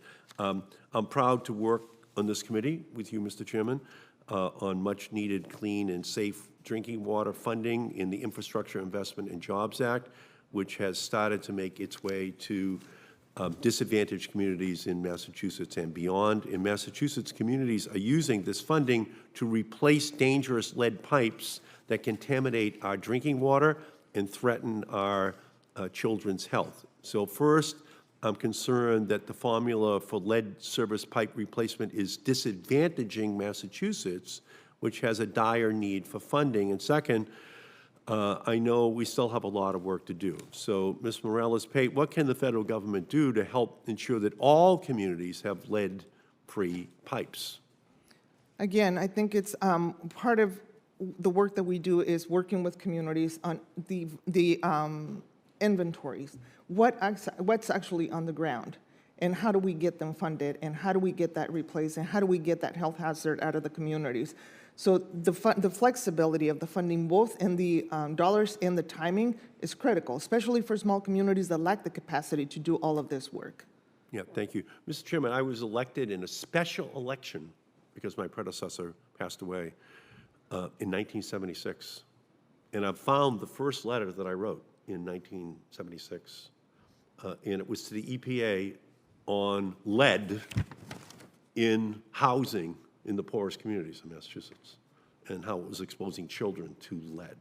And so here we still are in 2023. We're having a hearing on lead pipes and the need to ensure that states and nonprofit partners get the help they need on a universal basis to deal with this legacy of lead having been used, as a way in which paint is put on walls or water is transmitted throughout our society. And maybe they were well-intentioned at the time, but science has caught up to it, and we need that additional funding. And I thank you again for all of your leadership on this over all these years, Mr. Chairman, and I thank our great panelists for your instruction to the committee on these issues. Thank you. Thank you. Senator Markey and I have been privileged to work together for a long time. I was, in 1976, when he was first elected, I was first elected state treasurer of Delaware. And nobody wanted to run. We had the worst credit rating in the country. And I said, nobody wanted to run. I said, I'll run. And I was about 2 or 3 years out of the Navy and got to run. And I will say this, that was not true for my first race. 12 people were running. I was raising $30,000 to win the race. And in my first poll, in the 12-way race, yes, I was at 3% with a 5% margin of error in my own poll, meaning I could have been -2 in that first poll. So I wish I was in your position to say, you know, we want you, Tom. As That's one great. guy who could fill this seat. 2 months after I was elected, Pete DuPont was elected. You remember Pete DuPont? He was former congressman, and he's a governor. He turned out to be a great governor, a great mentor for me. But Yeah, he was. the DuPonts and the Coppers, you guys were growing That's up right. together, We're right? just- We wish we could have half their, even a quarter of their money. But anyway, Pete DuPont, 2 months after the election, was giving his first State of the State address. And I'm sitting in the back of Legislative Hall next to a crusty old Democratic Senator, Thurman Adams. And Pete DuPont announced that in the State address that year that we're bankrupt. And the state senator Adams turned to me and he said, Treasurer Carper, now you know why nobody wanted to run for state treasurer. But it's turned out okay. It's turned out okay for us, but not for people who have lead in their pipes. There you go. We still haven't solved. Get the lead out. Thank you, Mr. All right, Chairman. thanks so much. Thank I you. apologize to you. And next, Senator Ricketts, you're on. Thanks so much. Thanks for joining us. Thanks for all your work. Yeah, thank you, Chairman Carper, for holding this important hearing about drinking water and wastewater systems and how it impacts rural communities and the implications. So thank you very much. And I believe I went over my time yesterday quite significantly, so you were very kind and indulgent yesterday, Senator Markey. So thank you. So next month, the EPA is expected to release proposed rulemaking regarding meat and poultry producers' effluent guidelines and standards. I joined my senior senator, Fisher, from Nebraska, in sending a letter to the EPA, encouraging them to work with small meat and poultry processing plants to ensure that regulations are practical, science-based, and without imposing undue burdens on many of these facilities that are oftentimes small businesses. The EPA itself has estimated the initial cost of compliance is $800,000 for facilities processing 1 million pounds of meat a year, which, as you know, is not very much. I was actually talking to a meat processing facility on Saturday night, a gentleman who runs it, and he's got about 260 people, and he was estimating it's going to cost millions of dollars to be able to comply. Now, he said, hey, we can probably make that work, but smaller facilities are going to be much more challenged. So, Ms. Shard, I assume that Oklahomans share our concerns with regard to the EPA missing the mark on this rulemaking. Could you elaborate on the need for practical science-based regulations, especially as it applies to effluent guidelines on meat processing facilities? Yes, thank you, Senator. Effluent limitation guidelines serve a purpose of kind of setting that national standard. This does speak a little bit to a topic from earlier about one size does not necessarily fit all. We do in Oklahoma have large meat processors, but we have significantly more that are 1 or 2 or 3 or 10 people tops that work there that are processing a very small number of animals a year. Where I see one of the potential issues with these effluent limitation guidelines on those smaller processors is where maybe they are located in a rural community. They don't have their own wastewater treatment. They may be looking at trying to discharge to the municipal system. The way that the regulations are set up, that does still put those same discharge limits on those processing plants, regardless if they're going to a water body or to a treatment plant. That can be very challenging. It can be very challenging in how do you fund the necessary pre-treatment that goes into those systems. As it is now, the municipality can obtain that funding, not the actual industry who's required to construct it, build it, operate it, maintain it. So that's particularly challenging. If we don't take into account the difference in size, that's a very different volume of water. It may be a different makeup, depending on the type of animals, the type of pretreatment, the type of processing process that they utilize. So all of those factor into what makes sense and what doesn't make sense, as opposed to here's the limit, everybody good luck. Right. Well, hey, thank you very much, Ms. Shard, for that excellent answer about all the implications of that. I really appreciate it. And it really highlights that, many water systems, especially those in small and rural communities, are concerned about the one-size-fit-all, and also the costs that go along with it, right? And how they're going to be able to manage that, especially when they've got a limited ratepayer base and so forth. One of the ways is obviously through the EPA and some of the dollars they have available. Ms. Shar, can you, through the award decision process, is it your opinion that the EPA has taken an unbiased approach to delivering these dollars, or have projects been prioritized which tie water infrastructure to climate goals? I'm not sure that I can accurately speak completely to that. What I can say with confidence is EPA does establish what eligibility criteria and types of projects that are available to receive funding, and that is a requirement then that the states, if they want to receive that money to do loans or grants, anything that the administration puts in those requirements, then the state is obligated to enforce that as well. So have you seen, though, that they've put climate goals as part of that versus we're just talking about like some of these affluent standards, which are more directly related to the business of processing the meat? Have they tied some of these dollars to climate goals? Have you seen that as part of the requirements they put out? I suppose that when you look at some of the stormwater funding that's available, I mean, that is definitely is related to climate changing rainfall events. That absolutely is part of the conversation. The effluent limitation guidelines are technical limits that are established through the Office of Science and Technology, which is very different from the funding arm of EPA.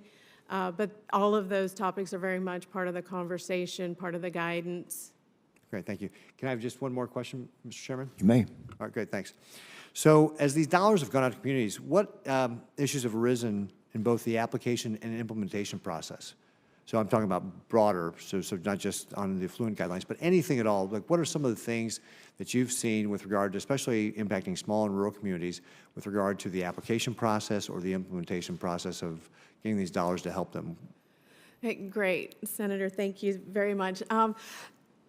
Something that we definitely see, of course, we've talked about the challenges sometimes of making application and of being able to afford the planning and the study documents that have to come before those applications happen.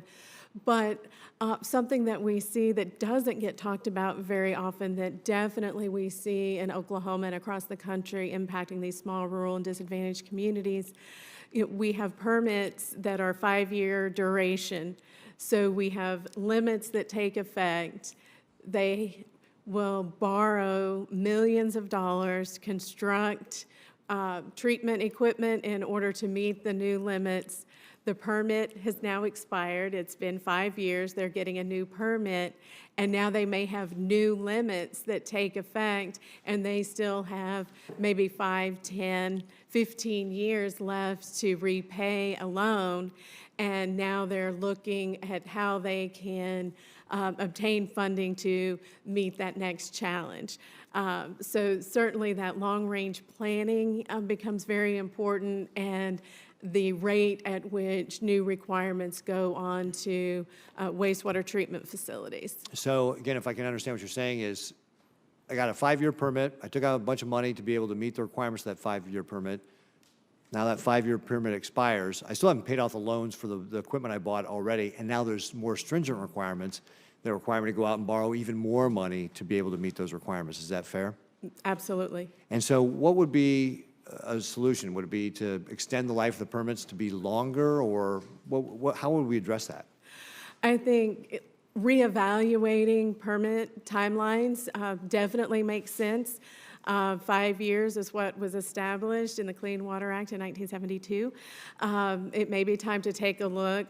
Does 10 years make more sense? Or maybe you have to put additional guardrails on it so that we're looking at site-specific characteristics of a receiving water. But that would definitely be something that would be beneficial for all of the compliance dates that come in. It would also be beneficial if there's funding that can be additional grant funding or a criteria to move to a higher grant percentage versus loan percentage. Are those compliance issues, the indebtedness factor? Those are some things we could think about. Great. Thank you very much, Mr. Chard. Thank you. Senator Sullivan, your timing is impeccable. You ready to take the handoff from Senator Ricketts? Yes. You're recognized. Go ahead.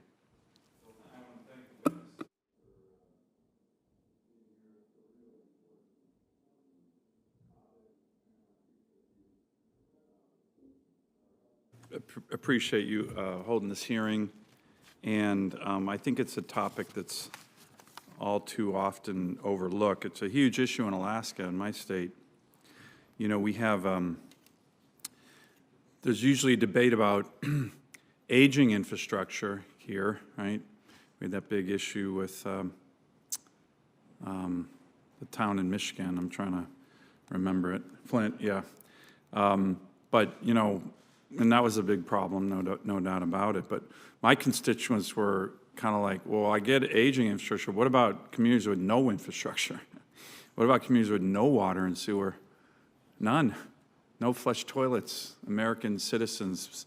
By the way, in my state, some of the most patriotic Americans, Alaska Natives, serve at higher rates in the military than any other ethnic group, and then they go home from wars they serve, and they go to communities with what we call in Alaska honey buckets, which, you know, are not very sweet smelling, despite the name.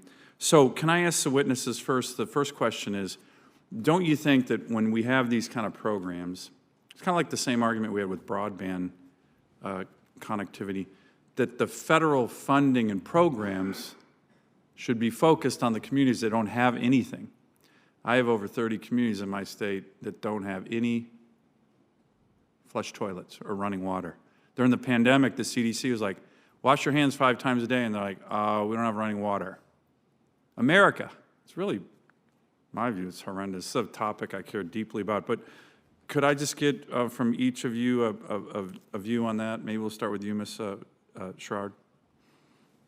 Thank you, Senator. Absolutely.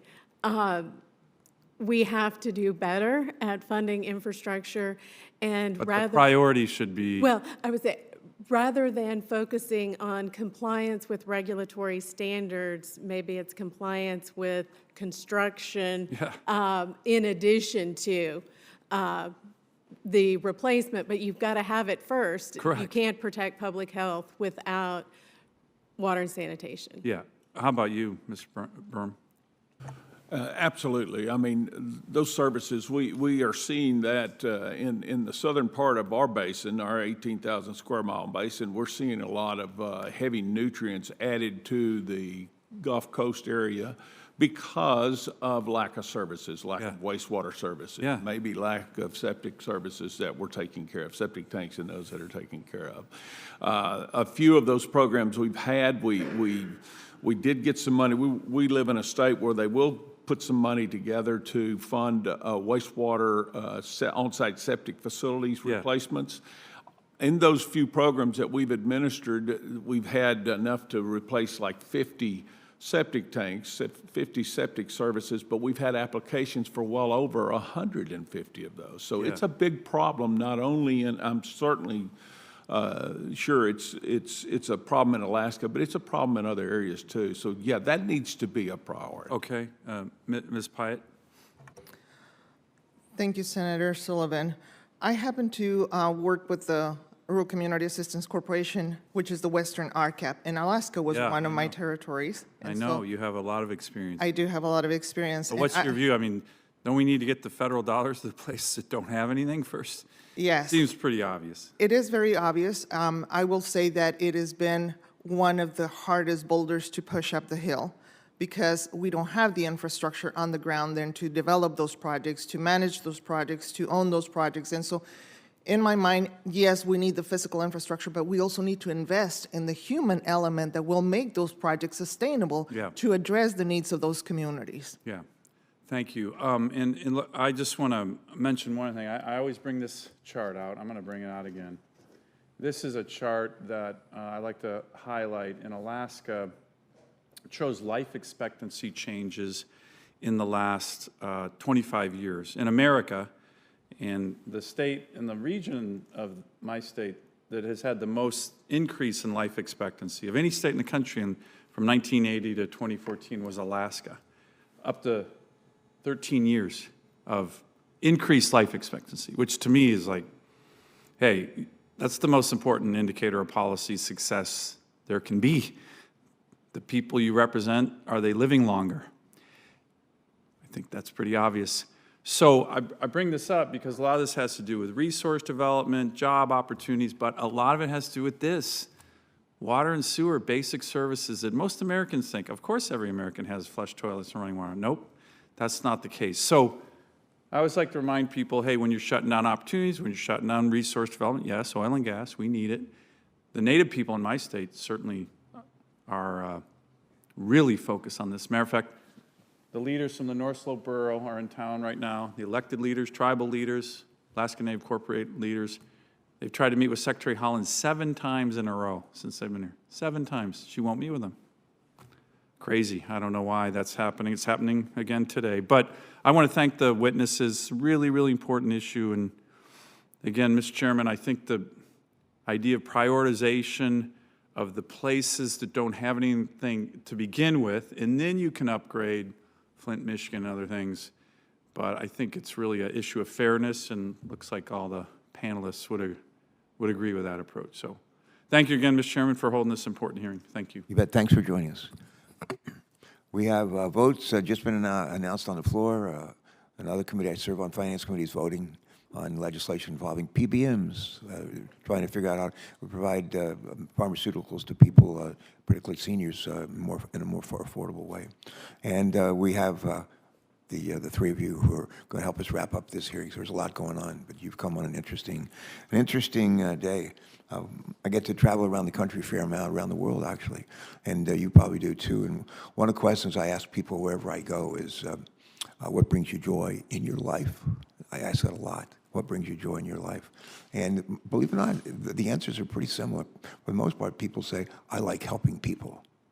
I like help. I hear it all the time, all over the country. Alaska, Delaware, you name it. And one of the ways we can help people is make sure that we're meeting their drinking water needs, but also the wastewater sanitation needs.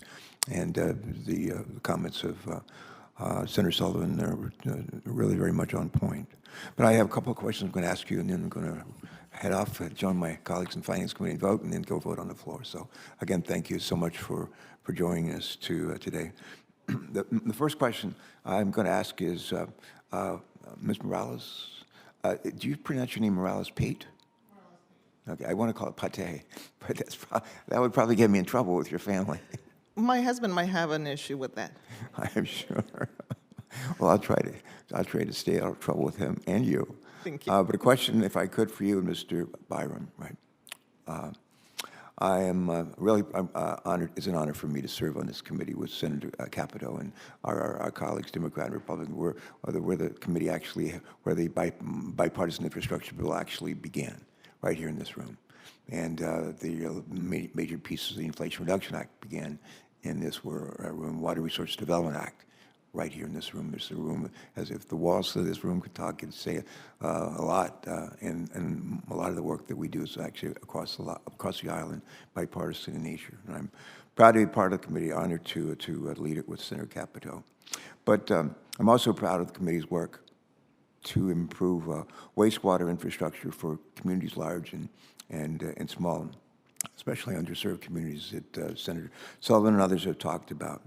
The bipartisan infrastructure bill that I mentioned, which was signed into law by the president almost exactly 2 years ago, but provides over $55 billion, that's billion with a B, for drinking water and wastewater infrastructure, including, I'm told, almost $12 billion in supplemental funding for the Clean Water State Revolving Funds. That said, much of the funding was meant to help small and underserved communities, as you know. Yet we have, you continue to hear that these communities, too many of these communities are having trouble accessing the funds because they do not compete well, or that the community's only being offered a loan, not a grant. And my question for the two of you, if I could, and then I'll ask other questions of you, Mr. Arbin. First, Ms. Morales-Pate, Mr. Byron, here's my question for the two of you. Would you please share with us some examples of how underserved communities are struggling to access these funds? I'll say that again. Would you please share with us some examples today of how underserved communities are struggling to access these funds? And why, second question is, why is it important? Why is it important for the federal government to offer grant programs in addition to loan programs? Ms. Morales-Pate, would you go first? Ladies Thank you. first. Thank you for your question, Senator Carper.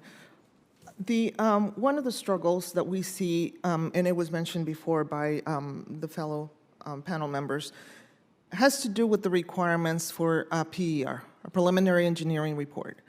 In the communities that we work with, the kind of funding needed to complete a PER sometimes is just not there. And a lot of our states are not offering planning dollars. And so that is the very first step. And if we cannot get them to that step, then we really don't even have a chance. Other challenges that are also part of it is financing. We need to provide financials for the last 3 years. In some cases, we're talking about finances that have been put together in a shoebox with just receipts.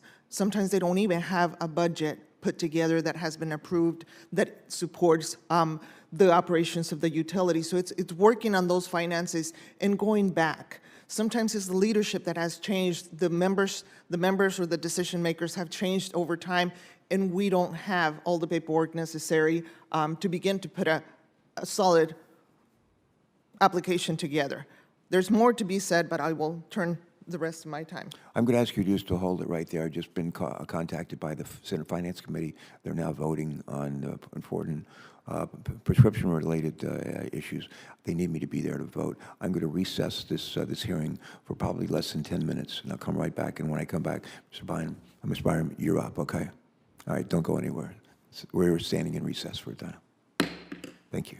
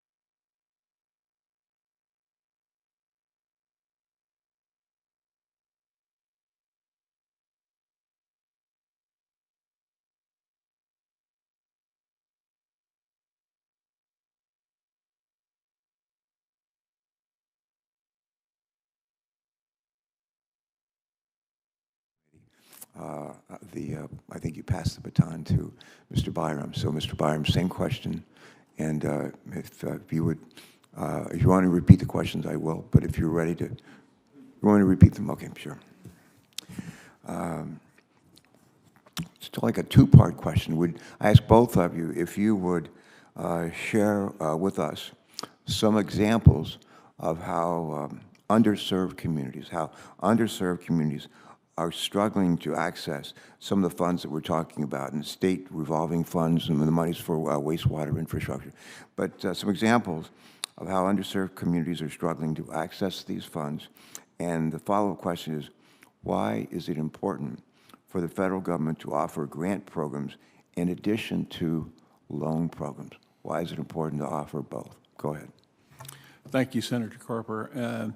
First of all, we had a conversation before about your service in Corpus Christi and learning to fly there in Corpus Christi. There you go. Thank you very much for your service, by the way. I love doing it. We're safe today because of folks like yourself. Thank you so much. And one of the things that you probably flew over back in the day was a place called Baffin Bay. I don't know if you remember that term or not, but it's a great fishing place. It's a hypersaline, very unique situation.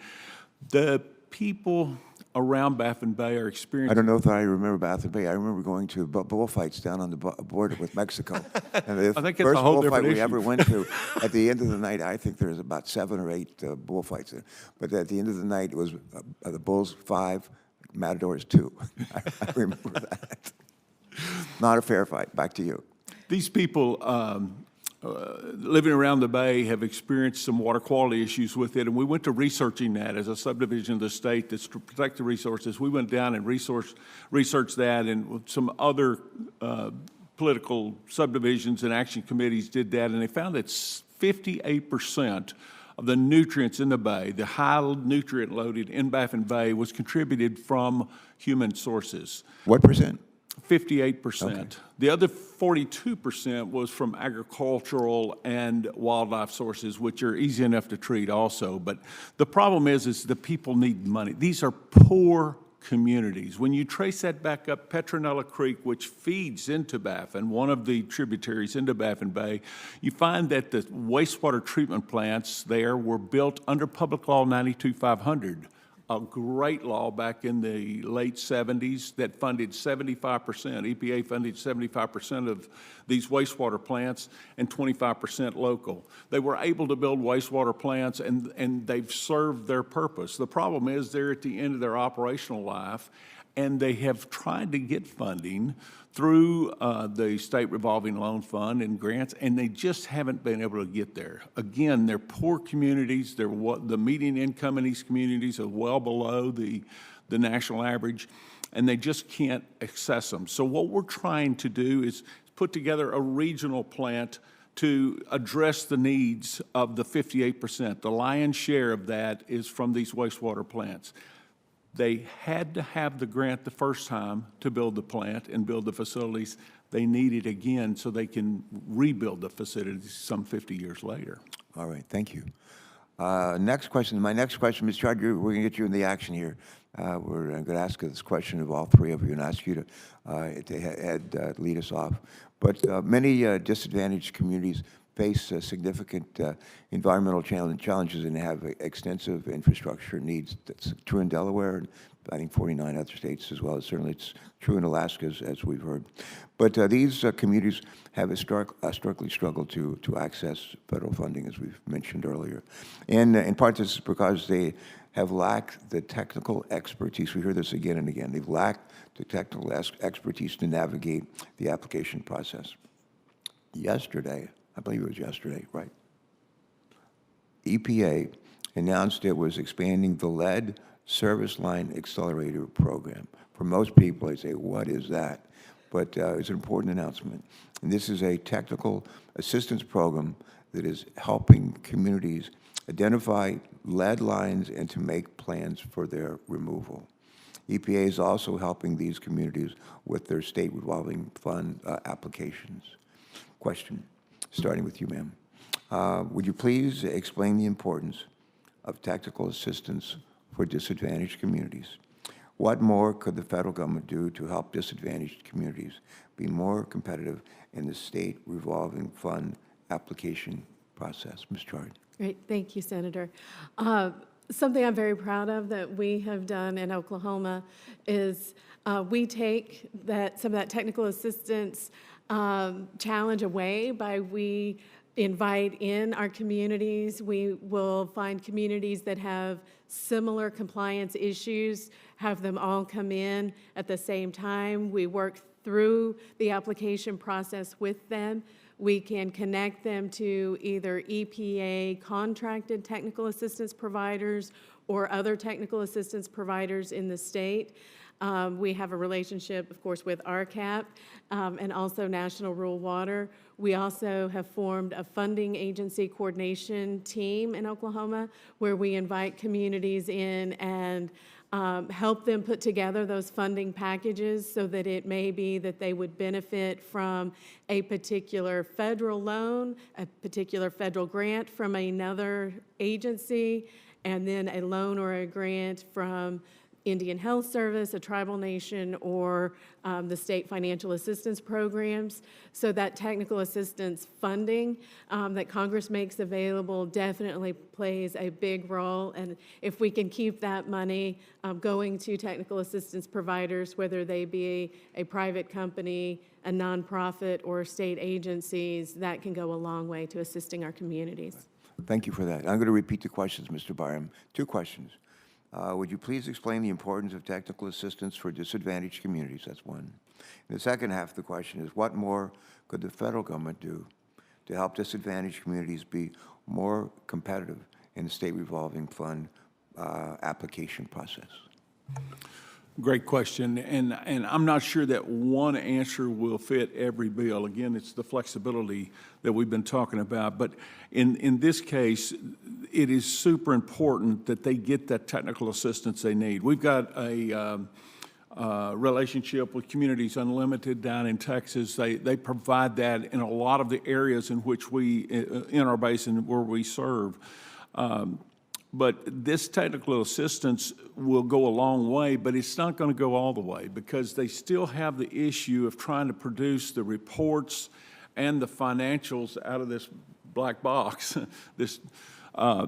to apply for loans. So I think there needs to be some flexibility there. We're looking at municipal governments with steady revenues. We're not looking at a private industry that just got started that's trying to prove a credit and prove up their credit. So I believe there's some room there that we can relax some of those financial requirements with the application and possibly upfront fund some of the preliminary engineering. If a detailed preliminary engineering report is required at that point, then somehow or another these small communities need help funding that preliminary engineering.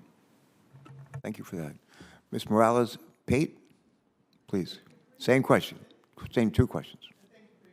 Well, go ahead and turn your mic on. We want to hear every word. Thank you. Thank you for your questions. Both of them are very, very important. Obviously, the technical assistance piece is what we do. Technical assistance provide the work with communities individually and helping them build the capacity. Let me just say a little bit about the work that we do.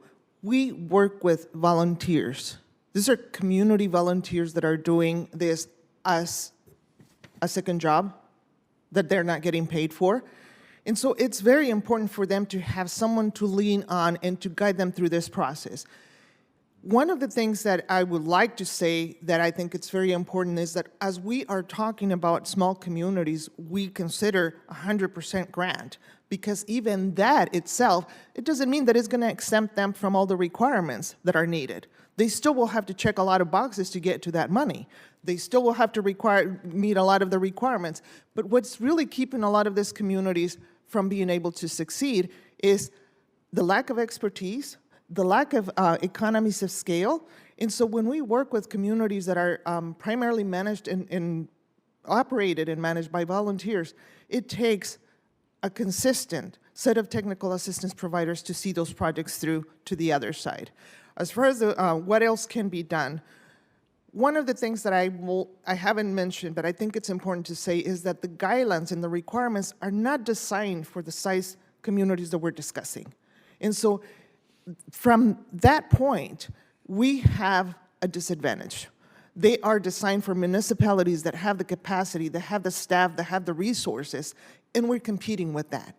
When that is something that our community is going up against, our chances of success have pretty much been taken away from us. So it really takes technical assistants that are very persistent, very committed to stay on top of those projects to make sure that communities succeed.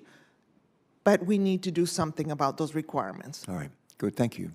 I have, my next question would be for, I think, Ms. Chard, for you and Mr. Byram. Let me start with you, Ms. Chard. Wastewater systems that serve small and rural communities typically have a relatively small ratepayer base from which to finance infrastructure projects, as you know. This makes it challenging for them to afford local cost shares for water infrastructure projects without ballooning costs for ratepayers. At times, this may mean that critical maintenance is delayed, and sometimes it's actually forgotten. This only leads to more expensive emergency repairs later on, as you know, and this kind of stuff that I've seen in Jackson, Mississippi. My question, Ms. Chad and Mr. Byram, have you observed small and rural communities deferring needed maintenance and systems improvements? That's the first part of the question. Have you observed small and rural communities deferring needed maintenance and system improvements? And secondly, would you provide any, or could you provide for us a couple of examples maybe of delayed maintenance being a problem for public safety and the environment? And how can Congress help? How can Congress help? So I will give you a one-word answer to your first question, and that is absolutely. I don't give many one-word answers to my question. That was a pretty, could you be more definitive? As far as, what have we seen? We absolutely see the delayed maintenance. On the drinking water side, we sometimes see issues of, do we comply with one standard or another standard because we can't afford to comply with both, so it's choose the lesser of two evils, which is very unfortunate. On the wastewater side, years ago, I was in the city of Lawton, Oklahoma, and as they were, the garbage truck was sitting at a stoplight, it sunk up to its bumper because the sewer line beneath it collapsed. And the reason it collapsed was they knew it had leaks, they knew it had cracks, but they had not been able to make the needed repairs. So they had a main sewer line that had a trash truck sitting on top of it. Say that again. It had a what sitting on it? Trash, a garbage truck sunk up to its bumper. Wow. And was sitting at a stoplight. The road collapsed. The trash truck went down to its bumpers because the sewer main collapsed due to lack of maintenance. I mean, that's a pretty substantial issue. We have seen cases where in northeast Oklahoma that we had treatment plants fail, and they went from not treating well to essentially discharging raw sewage into a lake or to a river that is known for kayaking and floating the river. It's kind of a rite of passage. Everybody's done it at least once. And so now there was raw sewage in that pristine water body because of lack of maintenance. That's a pretty good example. Yeah, Pretty good example, yeah. You want to yield to Absolutely. Mr. Byram, and then we'll wrap it up. The answer is Mr. Byram? yes, they do defer maintenance, and in some of the lower part of our basin in the western Nueces County, it has actually gotten to the point in the collection system, and eventually it will rain again, but during the last big rains we had there, they had to shut the school system down. The whole school system. Because some elementary school systems, some junior high systems down, some buildings, because the sewage was backing up in the floor drains. This is an issue that has to be taken care of, and the only way these people are going to do it is through some grants, because they're poor communities. Okay. Let me ask Andy, we don't always give our witnesses a shot, but any last closing thoughts you want to leave with us? And before we wrap it up and I go vote on the floor, Ms. Ms. Morales made anything, just very brief, a closing thought. Senator Carper, thank you for the opportunity. Certainly, it is very much welcome from RCAP, the RCAP network, to have the opportunity to bring up the issues that we deal with as technical assistance provider on the ground every day. When we are talking about the sustainability of this communities across the country, we cannot have a conversation about economic development and sustainability if we're not talking about sustainable infrastructure on the ground, that being water and wastewater. And for some of our communities, that reality is not going to happen unless we have grant dollars available to get them there. We cannot build the vertical infrastructure if the horizontal infrastructure is not there to support that. And so really appreciate the opportunity for this conversation. Invite you to reach out to us for any questions, give you examples on how we work with communities every day and what more can be done. But certainly would once again stress the importance of considering grants to really be talking about solutions, long-term solutions for rural America.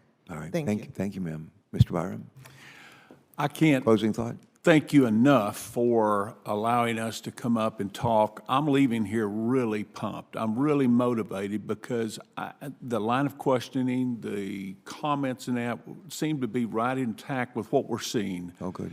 I am convinced that we're going to find a way to make the state revolving loan funds work for the smaller cities just as good as it has worked for the larger cities. It's done a very good job with the larger metropolitan areas. I'm confident after leaving here today, we'll find a way to make it flexible enough and make it provide enough grant monies where it will work for the small rural communities too. So thank you. Yeah, you bet. I think it's the Chinese word for danger is also the word for opportunity. And Henry Ford, I never met Henry Ford, but I like to quote him. And he once said this, I think this is relevant to what we're doing here today. He used to say, and I appreciate your positive and upbeat comments, but Henry Ford used to say, if you think you can or you think you can't, you're right. Isn't that good? You think you can or you think you can't. Okay, Ms. Jordan, you want to take us home? All right. Thank you so much, Senator Carper, for holding this hearing, for the work that this committee does. We're all in it together. We do have to figure this out. I think I will go back to something I said in my opening statement, and that is setting standards doesn't protect public health and the environment or promote economic prosperity. It's figuring out how to comply that's going to protect our public health. And we need the assistance at all levels of government to ensure that our small, rural, disadvantaged communities get to come along with the large, well-populated, well-funded cities. I think we have to remember that we're all in it together, and partnership and collaboration is what it's going to take. And I would love to be able to continue this dialogue with the committee however you would see fit, and we've got to figure it out. Good. Thank you so much. Our thanks to all of you. Thanks for putting up with the stop and go that we're going through right now when you have all these committees that are meeting and voting and we're voting on the Senate floor and trying to do the Lord's work here. It can be challenging. But I just want to, before closing, I want to thank all of you for taking the time to be with us today. Thanks very much for sharing your insights and opinions with us. It's enormously helpful. I want to thank our staff. So we're Democrats, we're Republicans here. We actually like each other, and we like working together. We like getting things done. I mentioned some of the major legislation that's been literally formulated right here in this committee in the last couple of years, signed into law by the president. And one of my favorite quotes that we had in a hearing in another committee I used to chair was, the bipartisan solutions are lasting solutions. I never forget that. Friend of Senator John Barrasso was a witness before us, and the Homeland Security Committee, and that's what he said. I think it was Homeland Security Committee, but he said bipartisan solutions are lasting solutions, and we're pretty good at those.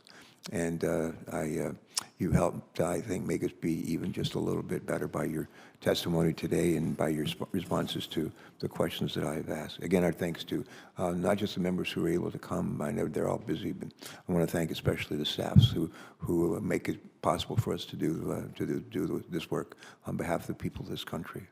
But this is like at the end of a hearing, like my staff gives me this like boilerplate language, and so I'm going to read it, or if I don't, I'll get into trouble. But again, I want to thank all of you for joining us today from quite a ways. But thanks for sharing your perspectives on clean water infrastructure assistance for disadvantaged and underserved communities. There's a bunch of them in every state that we have in this country. And we look forward to our continued bipartisan work together to support these communities. Before we adjourn, I need to address just a couple of formalities, but senators will be allowed to submit written questions for the record by close of business on Wednesday, November 29th. We are asking our senators to submit any written questions they have for the record by the close of business on Wednesday, November 29th. We will compile those questions, and we'll send them to each of you, and we'll ask you to reply to us by noon of that day. No, not really. We'll ask you to, just want to make sure you're listening. We'll ask you to reply to us by Wednesday, 2 weeks later, by Wednesday, December the 13th. Anything else we have? No. Anything else? And that, as we say in Delaware, it's a wrap. Thank you so much. God bless. We're adjourned.